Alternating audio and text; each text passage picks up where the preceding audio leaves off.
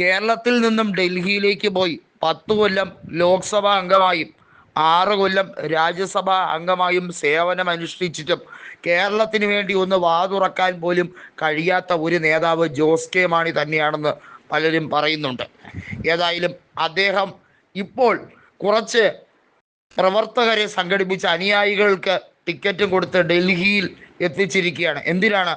അവിടെ കേന്ദ്രത്തിൻ്റെ വനം വന്യജീവി നയവുമായി ബന്ധപ്പെട്ട കാര്യത്തിൽ തിരുത്തൽ കൊണ്ടുവരാൻ. ഏതായാലും ഈ സംഗതി ഏക്കും എന്നൊക്കെയാണ് വിചാരിക്കുന്നത്. ജോസ് കെ മാണി BJP-യിലേക്ക് എൻട്രി ആഗ്രഹിച്ചിരുന്നതാണ്. എന്നാൽ BJP-ക്കാർ പൂർണ്ണമായും കൈവിടും എന്ന് മനസ്സിലായതോടുകൂടി LDF-ൻ്റെ ഭാഗമായി തന്നെ ഇനി നിൽക്കേണ്ടി വരും എന്ന് ഉറപ്പായി കഴിഞ്ഞു. LDF കാര്യമായി ഒന്നും പരിഗണിക്കില്ല എന്നവർ ഇപ്പോഴേ പറഞ്ഞിട്ടുണ്ട്. അവർ സിറ്റിംഗ് സീറ്റുകൾ മാത്രമേ നൽകുകയുള്ളൂ, മത്സരിച്ച് പരാജയപ്പെട്ട സീറ്റുകളൊന്നും ഇനി നൽകാൻ പോകുന്നില്ല എന്ന് പറഞ്ഞെങ്കിലും ജോസ് മോന് വേറെ വഴിയില്ല. അതുകൊണ്ട് കേരളത്തിന് ഐക്യദാർഢ്യവുമായി എത്തുകയാണ്. ഏതായാലും പല വിഷയങ്ങളിലും, അതായത് MK സ്റ്റാലിൻ നേതൃത്വം കൊടുക്കുന്ന സമര പദ്ധതികളിൽ ഉൾപ്പെടെ ജോസ് കെ മാണി സജീവ സാന്നിധ്യമായി നിൽക്കുകയാണ്.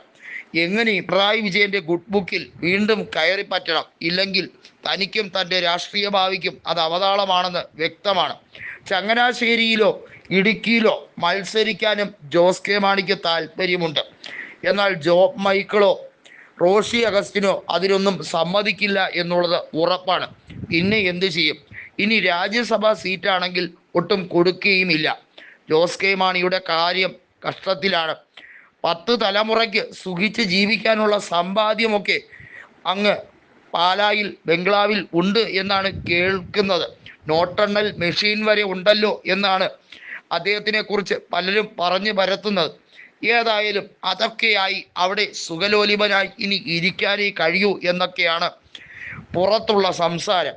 ജോസ് കെ മാണിക്കും കുടുംബത്തിനും എന്തായാലും അല്ലലില്ലാതെ കഴിയാനുള്ളതൊക്കെ കൃത്യമായി കിട്ടിയിട്ടുണ്ട്. അതുകൊണ്ട് ഇനിയിപ്പോൾ രാഷ്ട്രീയത്തിൽ ഒരു കാരണവരായി, കേരള കോൺഗ്രസ് എമ്മിൻ്റെ നാഥനായി, ഇങ്ങനെ അധികാരമൊന്നും ലഭിച്ചില്ലെങ്കിലും വേണ്ടില്ല ഇരിക്കാം എന്നുള്ള രീതിയിലേക്കാണ്, ഒരു ഒത്തുതീർപ്പ് ഫോർമുലയിലേക്ക് റോഷിയെയും അതുപോലെ ജോബ് മൈക്കിളിനെയും വിളിച്ചിരിക്കുകയാണ് ജോസ് കെ മാണി. അതായത് സ്റ്റിയറിംഗ് കമ്മിറ്റി യോഗത്തിൽ അതാത് സ്ഥാനാർത്ഥികൾ ഇനിയും പ്രവർത്തിച്ചോളൂ, നിങ്ങൾ മുന്നണി മാറണ്ട, നിങ്ങൾ ജോസഫ് ഗ്രൂപ്പിലേക്ക് ചാടണ്ട, എല്ലാം ഞാൻ നോക്കിക്കോളാം, ഞാനായിട്ട് ഒരു പ്രശ്നത്തിനും വരില്ല എന്നൊക്കെ അവരോട് തുറന്ന് സമ്മതിച്ചുകൊണ്ട് ജോസ് കെ മാണി അവരെ അനുനയത്തിന് വിളിപ്പിച്ചിരിക്കുകയാണ് എന്നാണ് ഇപ്പോൾ കേൾക്കുന്ന സംസാരം.